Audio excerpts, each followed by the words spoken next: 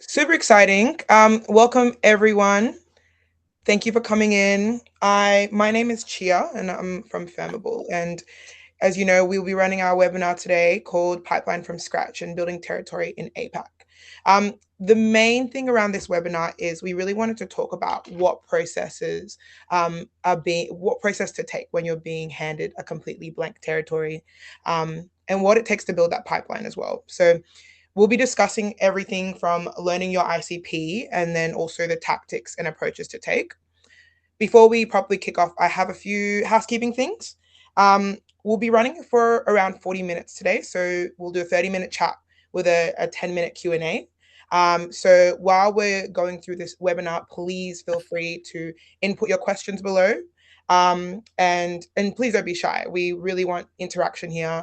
There'll be lots of places where you can kind of dig in and ask the questions you really want to know. And we will be recording the session today, so you will get a replay link in your email after the session.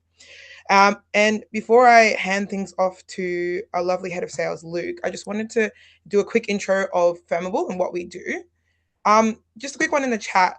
Does anyone know what Firmable does? What do you think Firmable does?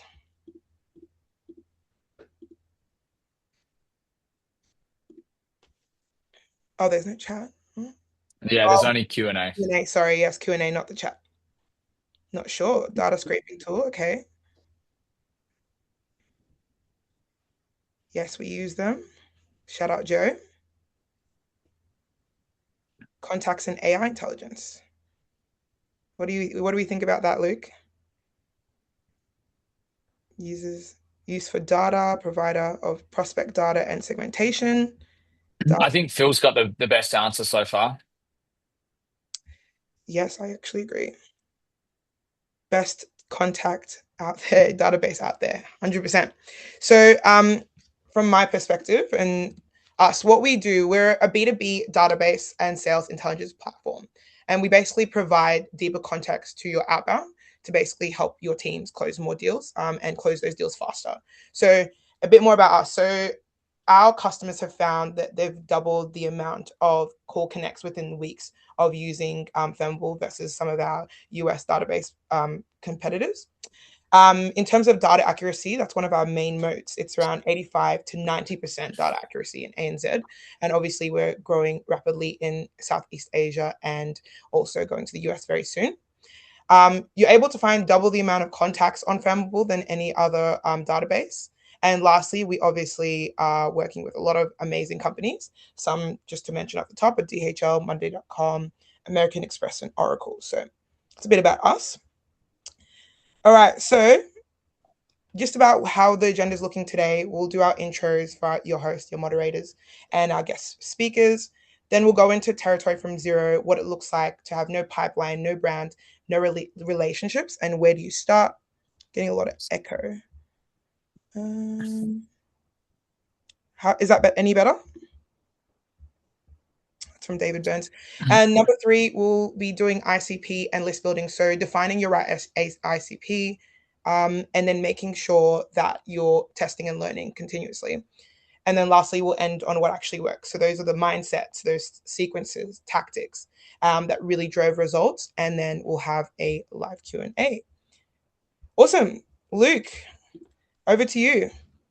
Excellent. Chia, thank you very much. And thank you for the intro. As Chia said, my name's Luke. I am the relatively new head of sales at Firmable.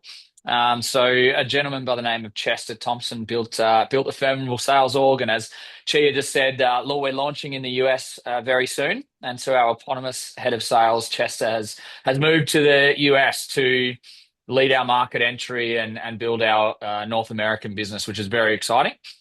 I'm more excited though today by the two guests that are joining me. I've got Jake Ragusis and Ricky Pearl here. I'm going to throw to them a second to give us a little intro on them. But very excited. Both of them have had terrific journeys, particularly in APAC. Both are business builders and both know a thing or two about pipeline, as I'm sure plenty of people that have registered and dialed into this webinar know. We'll start with you, Jake, just to let everyone know. what you're doing at Ready Media Group and how you got here and your APAC journey. Yeah, 100%. Thanks, Luke, and thanks, Chia, for the invite to the webinar. My name is Jake Ragusis. I'm the National Sales Director for Ready Media Group. I've got probably about 20 years experience in advertising, having worked both in the UK and the US prior to coming to Australia. And I also have experience both in print and online. I did the transition from print to online back in 2009.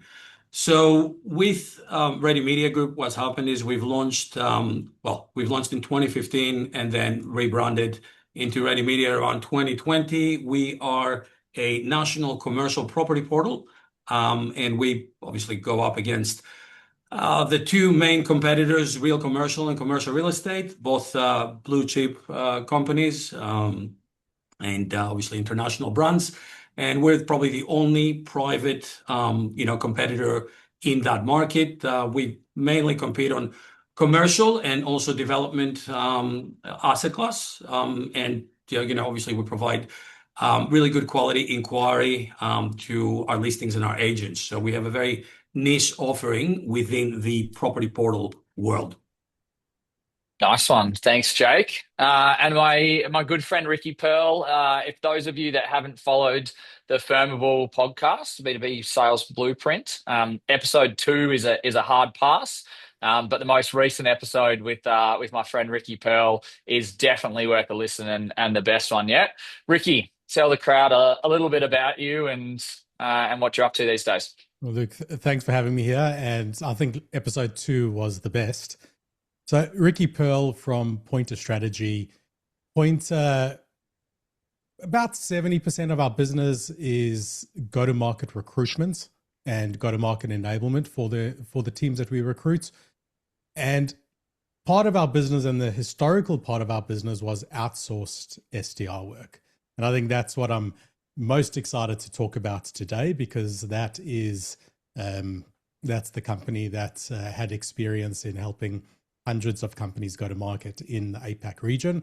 And I'll be able to bring it and share that experience with everyone today. Yeah, awesome. Thanks, Ricky. And I'm excited to get stuck into the topics. Pipeline largely is the theme, but certainly there's a lot we can extract from both of you. So thank you for joining us. Jake, I might start with you, and you already gave a little bit of a sneak peek behind the curtain in terms of your move out of blue chip businesses into a startup. When you made the decision to leave REA and kind of went to a startup that not many people had heard of, competing against a multi-billion-dollar company, you're up against the blue chips. What made you believe that it was it was a winnable market? What did you see that others didn't? Take us through it. Yeah, good question, man. And I'll add to the level of complexity, because that decision was made around August 2020, which, as you remember, is the height of COVID. Yeah. And also to probably add a bit of background and history, there's been 3 other private property portals from 2006 to date that have tried to compete, and I think none of them lasted for more than 2 years. So having been armed with all that knowledge and sort of sitting there, in my living room in COVID, much like everyone else, in August, I did have the benefit of time, because obviously our day-to-day was obviously slow. So when, Nick and Rob, the two sort of founders, reached out to me, instead of dismissing it immediately, I've actually gone a little bit deeper and started looking at a bit of a business plan.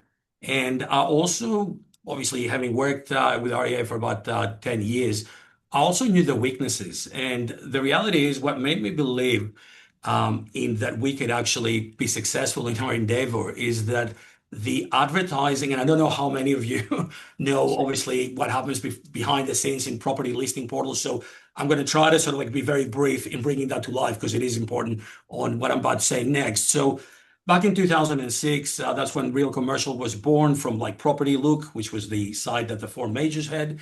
And before that, it was literally just print classifieds. So the reality is, in terms of the advertising model, all they've really done is that they've recreated the print classifieds into an online format, right? So you're still very much sort of like, bound and reliant on all that in terms of, knowing a suburb to search, searching a suburb, and then they have what they call the priority listing model, meaning that if you're higher up in the page, much like the Google searches, right, you're more likely to be clicked. Okay. And that advertising model worked really, really well, and also obviously protected that revenue, machine that they have built. But was it and is it in 2026 and in 2020 as well, the most effective way of literally matching a listing with the right buyer? I felt that there wasn't, and I felt that there was a better way to achieve this. So that's what we've set out to do. So we've actually flipped that whole model in its head.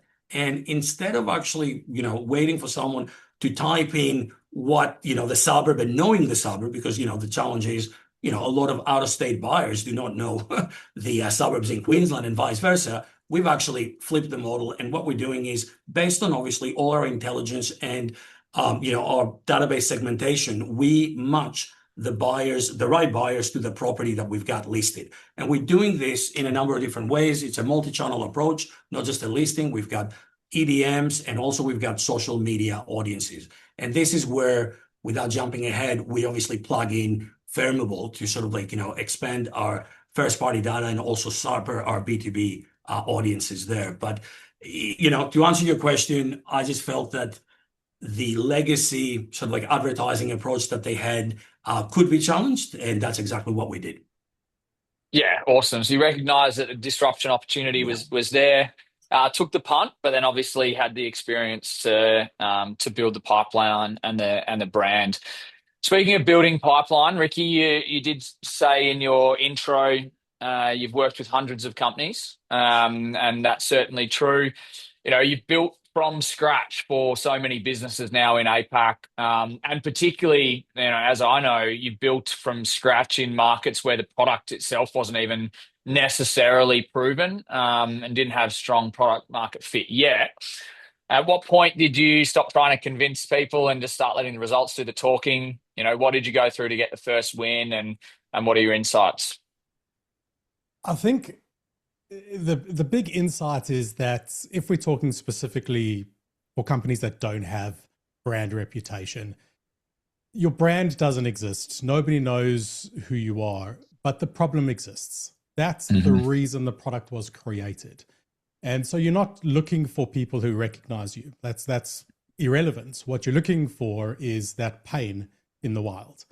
Like, where can I find people that have the problem and are exhibiting the symptoms of that problem for which my product was created to solve? And that is it. And I think and that's all we've really been doing, is trying to identify, the pain exists in silence. The symptoms are what you can find, and just trying to identify those, engage people saying like, do you have these problems? Does this pain exist? Are you suffering these X, Y, and Z symptoms? And if yes, would you like to solve that? Without even talking about the solution that exists necessarily. So I think that's always been the foundation for new market entry, is around like really trying to dive into first figuring out who has the pain, what that ICP might look like, and then how you can scale up from there. Yeah, awesome. And we're definitely going to dig into that. Looking forward to coming back to you, Ricky, particularly on ICP and TAM mapping. Jake, you talked a little bit about, disrupting an existing business model, and, certainly coming from from a similar industry and looking at a different way to do it. What we often see, and I've certainly seen it myself across multiple companies and multiple regions, is that people kind of default to copying what worked at their last company. You see a lot of, or you hear a lot of talk about, the playbook that I've used before, or rolling out your playbook at the new business. You went from a business doing something to a business doing something similar, but differently. What did you consciously decide not to bring from your previous role? What was your thinking behind that? Why did you go down that path? Yeah, well, I think one of the main things that I decided not to bring was the decision-making process and the sort of like, product to sort of like inception to sort of like, go-to-market strategy, simply because, very large organizations, as you probably know, are not agile and not quick to make decisions, right? So even if we could all agree that this is the best product and this best solution going forward for our clients. From talking about it inception to go to market, minimum takes about a year and a half, sometimes a little bit less, but it's a very lengthy process because, it needs to go through, fit into the roadmap, then you get into the developers. It's a very, very lengthy process. And the worst part is that, which is, what I've done differently, is that top-down approach. So usually you've got a product team that makes the decisions, very little input from account managers, market, and so on. And then they sort of translate it into a product that we obviously have to sell, and then they do the product training. So I suppose to Ricky's point, we've done something very, very similar. So we've got really good relationships with commercial agents and developers in market. So a lot of our products literally come from solving their pain points. And equally, a lot of them I already knew because I had that feedback from my 10 years in REA, but I just couldn't solve it because, the roadmap did not allow me to. So now with Ready Media, I had free reign to actually go, okay, you told me, for example, that, mandatory mobile phone numbers in the inquiry and verified as well is something very important to you because obviously it speaks to the quality of the lead. Couldn't do that for a number of reasons that I'm not going to go into. We obviously was one of the first things that we've sort of initiated. So most of our product decisions start like that. And the way that they actually come to market is really, really fast. So we identify that there is an issue, or a challenge that we can sort of solve with a new product that we're launching. We test it. We do a little bit of a soft launch, right? And then if we all sort of agree that it's hitting the KPIs that we want to sort of hit, and we feel that it can work at scale, we launch it as sort of a soft launch. We get some learnings, we improve it, and then we keep actually improving it throughout, obviously, the product life cycle. So it is something that has allowed us to bring ideas to life that I'll probably talk to you a little bit later within 3 or 4 months. And I think in this day and age, it's probably speed rather than size that actually makes you successful, agile, and quick to market. And we do. Yeah, 100%, 100% agree. I've been super impressed actually in my first couple of months at Firmable, or actually early in month 2, so I can't even claim to have been here for 2 months yet. But super impressed with the speed at which they move at an individual level and at an organizational level. So I think that's pretty key. Ricky, I'm going to flip that on its head for you actually. And you've done a number of go-to-markets for building pipeline for a number of companies simultaneously. So the flip side of what did you consciously decide not to do is, are there core things that you can roll out from a playbook point of view, almost indiscriminately? I know you won't like that I just used that word, but across companies or across go-to-market motions when you're building with no pipeline or from scratch with no brand? I think there is. I think the first thing to say is a lot of companies now aren't looking for brands. There's so much technology out there that 90% of the time you've never heard of these brands. It's all some word that you've heard before, but spelt without a vowel. There's hundreds of different technologies. So people are okay with that. So you're looking to prove your credibility and all those things. But I think mostly they're fine without a brand. When you're getting to enterprise, different story. And if you're just starting out and you're chasing enterprise, you really are fighting an uphill battle. But if you're just going after the rest of the markets, the brand recognition wasn't ever the problem. Some of the things that worked every time for us, the phone. The phone was always the quickest way to get feedback. I can send tens of thousands of emails, and the amount that comes back to me, I only get positive responses. So I only get the yeses, but I don't learn from the no's because the no's are just ignored. So we would always look to go to the phone first so that we could have conversations. And if people said no, we could understand why no. And that could help us refocus and retarget and zoom in where we needed to go. So that helped us get early wins. And otherwise, we took this market approach of some people are in the market right now to solve this exact problem. How do we find them first? And often that would look at who's already allocating budget to solve this problem. Potentially they're allocating that budget to headcount because they don't know that there's a technological solution that can do this for them. And so there were ways that we found, yes, look, this is a standard approach. We can go here first and then widen it out once we had a deeper understanding of what was working. Okay, yeah, that makes sense. A good opportunity just to remind the audience, the Q&A is absolutely there for us to tackle if we can live. So don't feel like you can't throw in questions as we go.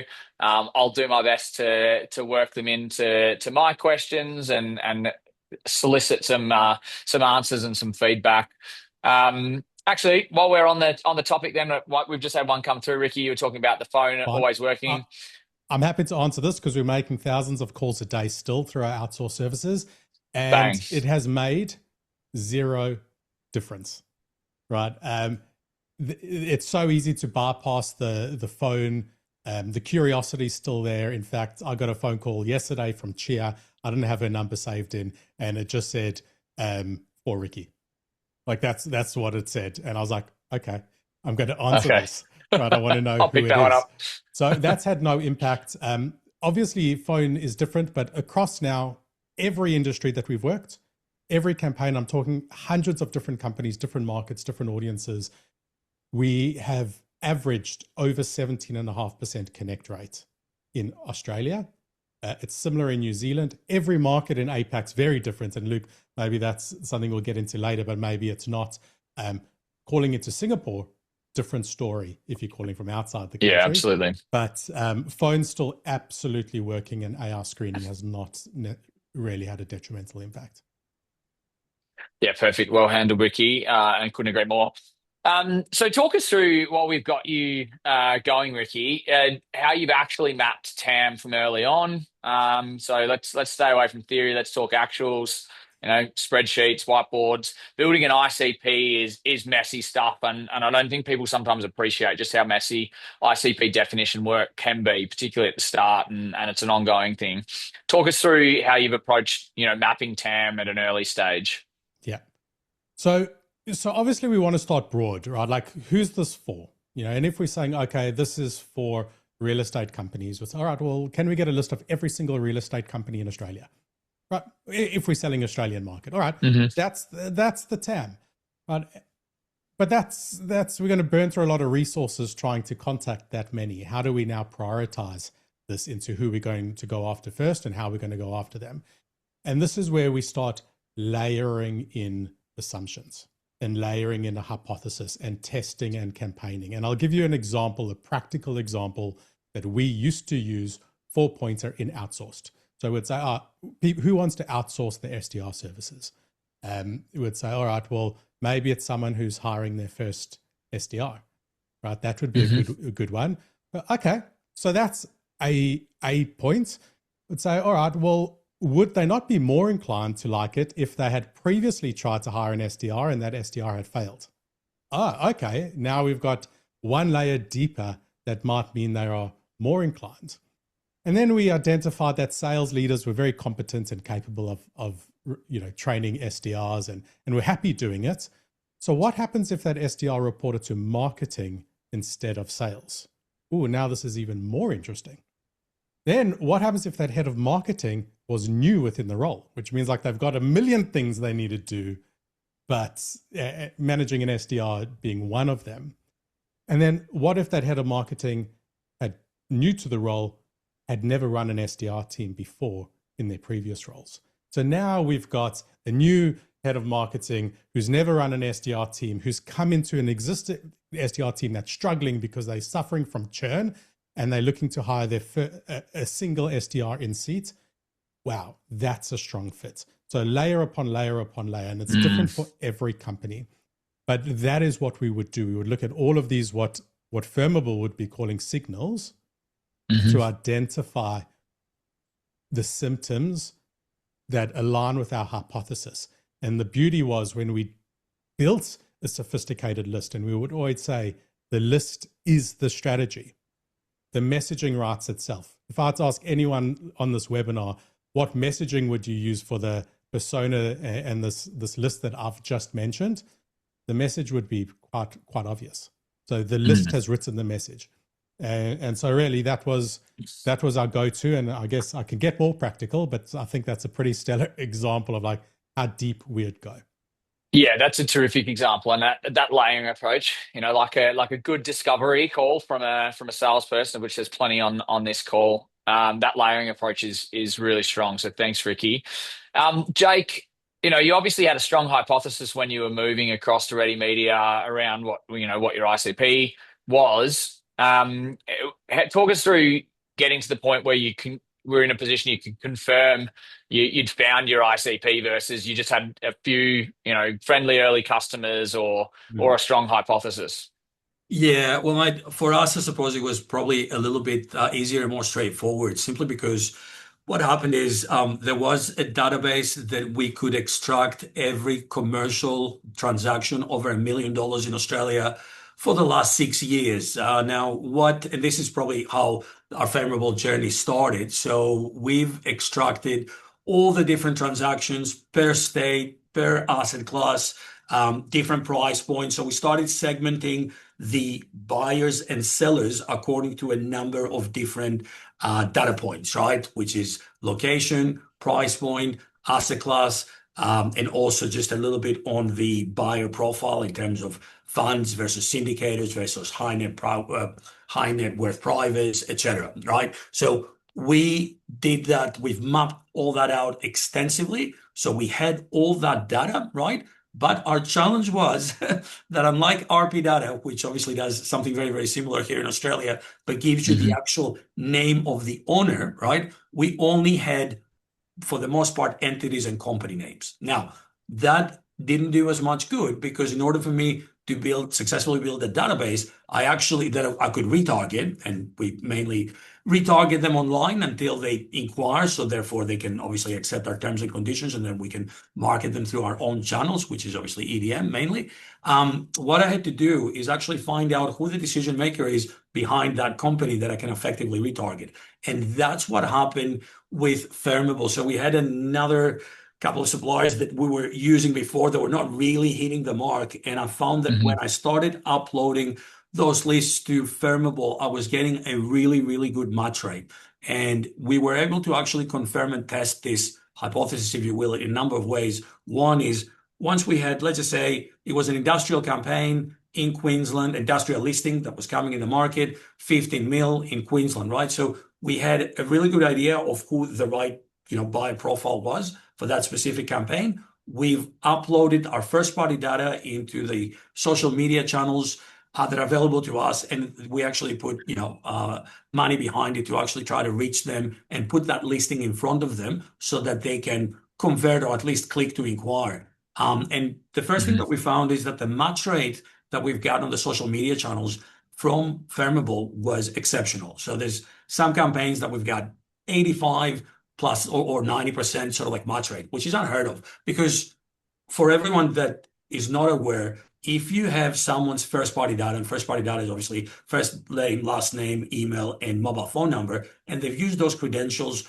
to obviously log into one of the many social media platforms, you can actually directly advertise in their feeds, which is exactly what we do to amplify the reach of our campaigns.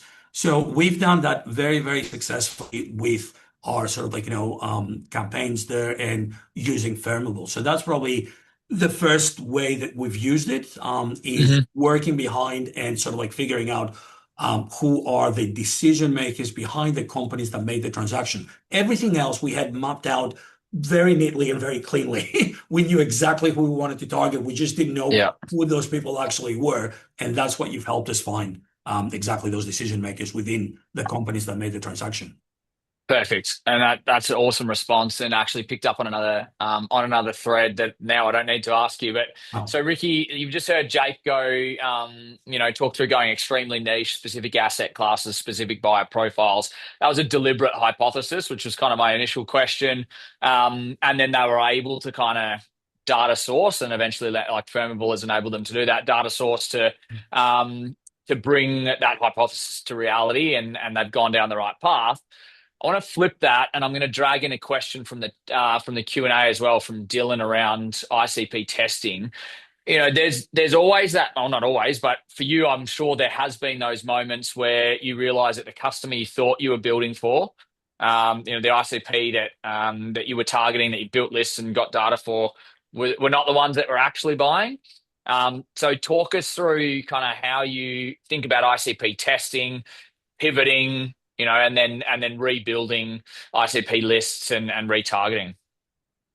To me, this is what truly separates revenue professionals and go-to-market professionals from like people that have the gift of the gab as sellers.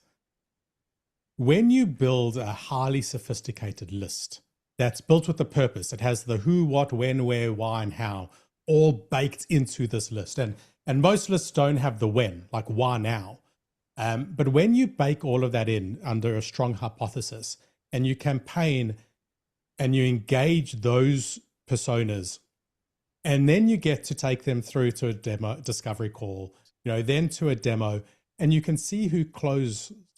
Now, in the early stages, it might be that those people aren't actually interested. You're not actually able to get them into a discovery call to begin with. Right, you can go and tweak your campaign, but because it was so specific, you can tweak one thing or you can tweak another thing. And you've got a scientific process here that you're testing and measuring. We've had companies that have done this wrong, that they found people that were super interested and eager and went to discovery call after discovery call. Their reps had their calendars full of discovery calls, but no deals closing. Right, so like you've got to be testing and measure your RCP all the way through to revenue, and you'll know as a revenue architect, essentially all the way through to retention and expansion. But early stage, you might just be looking for interest. So you might just be looking for booked discovery calls or good conversations or whatever you're actually measuring. But if you don't have a solid list and you don't have a good hypothesis around that list and you don't have a good structure and strategy around we're going after these companies and this is why, when it doesn't work, you're just left throwing spaghetti against the wall, seeing what sticks. And when it does stick, you won't even know what was special about that piece of spaghetti. So it really just lands up taking you so much longer. And so really, this is again where we always come back to your list is your strategy. Because if you get your list strategy right, everything built off of that is easy to measure too. Yeah, awesome. Couldn't agree more, Ricky. And we've got some great questions coming through in the chat. I promise you, the ones that we aren't getting to, which there are a lot of them, we will be getting to at the Q&A at the end. And so just to continue to move forward, we've talked a lot about, building from scratch from a pipeline point of view with our brand. We've talked about ICP and list building. I did talk early on about taking a playbook and either reusing it or intentionally not taking a playbook with you. I'm sure there's plenty of people on the call that have inherited playbooks, or our sales reps themselves that are currently running a playbook that's been given to them. Not everything that's given to us is right and the right thing to be doing. Hence the number of questions in the chat. Jake, what's the biggest thing that you guys got completely wrong when you started? You had a strong hypothesis. Largely you went down the right path.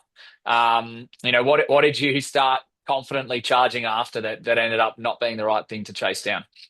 Yeah, I think it was probably more of the mindset, because what's happened is, and I think that definitely worked well, is I actually attracted and brought over probably about 5 out of 10 from my national team in REA, and the reason for that is they had existing relationships. No one knew the brand, but they knew them, so it was a lot easier to get traction and speed to market and get some campaigns up and running. Now, the only challenge is that some of the some of the stuff that I brought over didn't have that sort of like what's right business or BDM mindset. They were probably more stuck onto, well, that's how we did it in REA. REA obviously being completely sort of like massive company and having a very different approach into how they did, not being probably agile, flexible, and having that sort of like playbook that, hey, I need to see 15 customers a week and, close off the conversations in Salesforce, et cetera, et cetera. For us, it was more, there's only so much time. We need to make this work. You need to be a lot more resourceful, and you're not ticking boxes. You just got to make every single call work. And, that might mean that you're paying a lot more attention to some versus others. And before, it was a very much an equal attention across the board because it was more of an account manager role rather than a BDM. And, Hmm. it was very much ticking boxes. Yep, I spoke to Luke 3 times and, spoke to him about X and Y and Z. With us, it wasn't like that. You had you have to think of your feet quickly, and you had to problem solve, and you had to do everything that a startup usually does. So I think, went wrong in terms of the, some of the mindset that we had sort of like early on with some of the sales team that got, brought over. Yeah, it makes sense. And obviously that insider knowledge, it can help a lot. Sometimes it can hurt a little bit. Correct. But, key to be constantly kind of reviewing that and working through it with the team. Ricky, same question to you largely, probably with a slightly different finisher as well, just in terms of, what hasn't worked out, and what are some of the big things that you've ditched or changed over the last couple of years with the amount of outbound that you're doing across different companies? Yeah, well, Jake, what you said certainly resonated. And I think so many companies are finding that they've hired wrong, particularly when they're hired for relationships. But similarly, they often hire wrong when they haven't worked out their formula yet, their sales motion yet, and then they hire for one particular skill set, and a slightly different skill set is needed. So, Luke, what we've seen go wrong very often, I think, is firstly, different regions work differently. And if you try apply what worked in Australia to Singapore, you're in for a hard time. But similarly, different industries work differently. If you're selling to marketers, it's going to be very different to Rohan on this webinar, who said he's selling into GMs of hotels. Right? Different strategies need to work there. Something that's changed quite a lot, I think, given all of this AI noise out there, emails as a channel. I sold the biggest deal of my life. It was a $50 million deal. Over on a third email, which was in a sequencer that went off whilst I was sleeping, and the person replied to it. Like, that doesn't happen easily anymore. There's a lot of noise in the inbox. And so you have to be really targeted, really specific, and have a lot more intentionality into who you're contacting and why. The phone is as effective as it's always been. Yeah. As much as people want to avoid it. And every time I get a request, say, oh, what's working in AI? What's working in AI is becoming incredibly good at helping you build context on who to contact and why to contact them and when to contact them. If you're trying to use that AI for outreach, you're just creating more room in the market for the sales professionals and the marketing professionals that are going to be doing it the hard way. So I think that's really what wasn't working, was this over leaning in too heavily into AI outreach. Emails struggling unless you're really sophisticated in your list building. Calling still working like all hell. And I think the biggest problem I've seen throughout history with sales reps that call in particular is what I've always called productive procrastination. You might think that if you spend a day building your list is better. Therefore, my outreach will be better. Well, you could extend that. Why don't you research them for a week before picking up the phone? Yeah. Then your list will be even better. Or why don't you research them for a month and then you never have to pick up the phone? There's that balance Just pick up the between phone. like getting your systems right so the right information is in front of you so that you can actually just operate and do the hard work. Yeah, correct. I think that's key, just increasingly to take the heavy lifting and the menial tasks of the salesperson, so they can do that. They can pick up the phone and get going. Right. 30 to 60 seconds. Quick question for each of you. If you go back and give yourself one tactical change, one piece of mindset change, one piece of advice, what would it be? Go, Jake. Only one. Okay. Just one. Okay. I would have probably gone more niche and more premium from day one. I think, Okay. we've made, I think that's probably one of the things that we got from the playbook of the previous sort of like portals that have attended, is we try to go a little bit lower than the product so that obviously we get uptake. And I think that's a mistake. Now we're actually selling premium products for probably twice the sort of price, but because the ROI is there and the performance is there, the value is obviously well accepted. So yeah, I think don't be afraid to go premium and higher than your competitor if you feel the value is there. Yeah, I agree with that 100%. That is great advice. Ricky, same question to you. Tactical change, mindset change, piece of advice. Yeah, Give I it think to I us. like that saying that slow is smooth and smooth is fast. If I could Mm-hmm. go back and give myself advice 5 years ago, it would have been do more unscalable things. I was always looking Okay. for like, what's scalable? But if I'd just done the slow and steady work that always works, now 5 years later, I think I would have been a lot more progressed. Okay. Well, you're pretty progressed, so that's a No, good but piece of things like advice. networking, the things that Yeah. like are very, very unscalable in a modern digital world, as opposed to like an email going out to 10,000 people, a lunch with 10 people, probably be better. Yeah. Yeah, no, I agree. And that is a perfect segue. If you did that intentionally, massive props into a couple of questions from the chat around events. I'm a big believer in events. I think you're spot on, Ricky, in terms of those 10 to 15 person events, lunches, round tables, exec type events plays in nicely to what Jake was saying about going premium, going higher value, going more niche.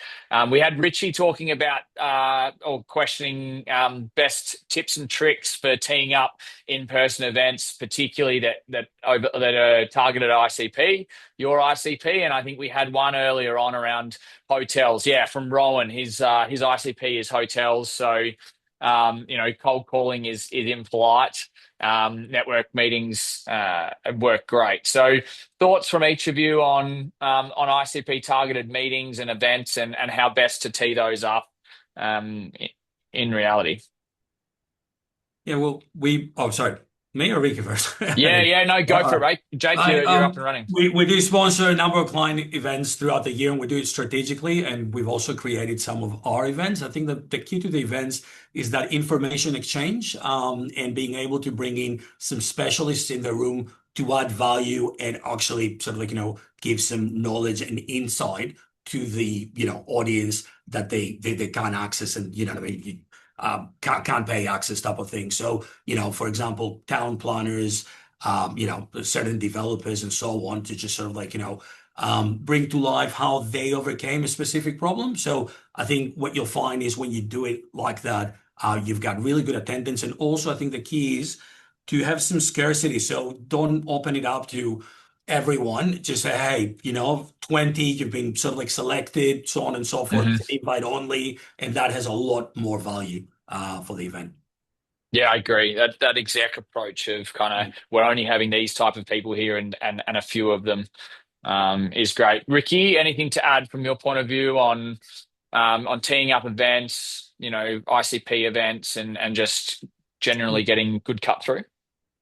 I think you just have to realize people actually aren't interested in your product. Like, get over it.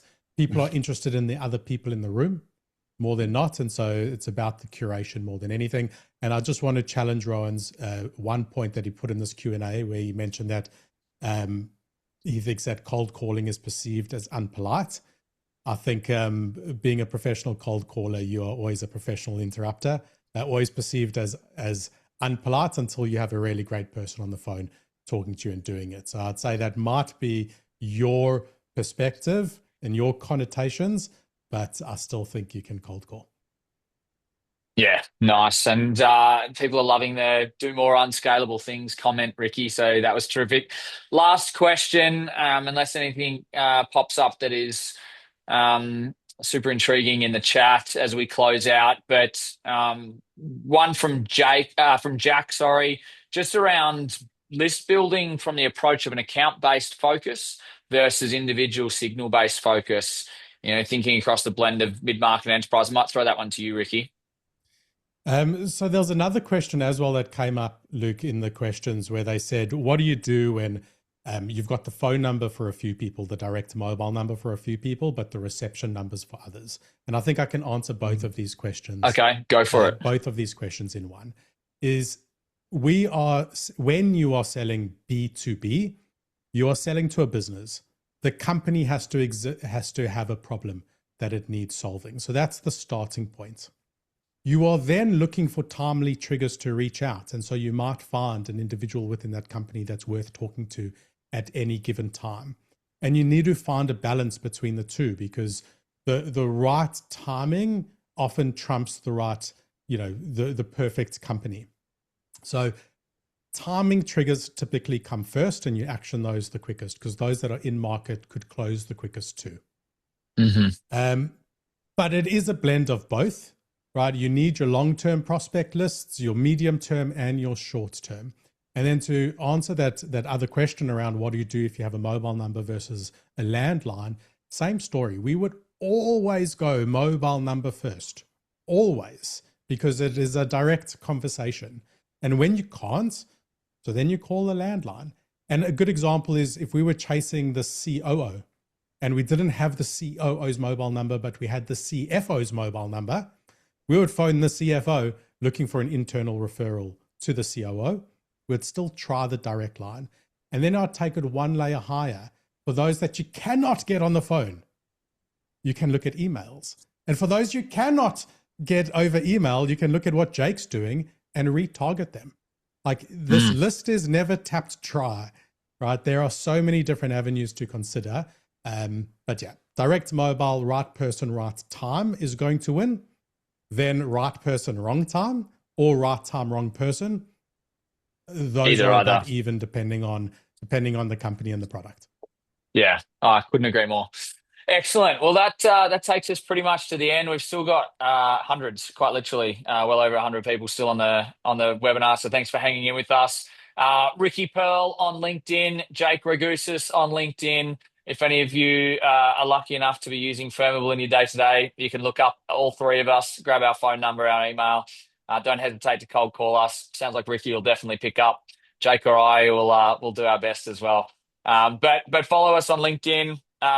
Shout out to sales@firmable.com if you have any specific questions. Otherwise, we'll see you out there, and happy hunting. Thanks, team. Excellent. Thank you, Luke. Thanks for you. See you guys. Cheers.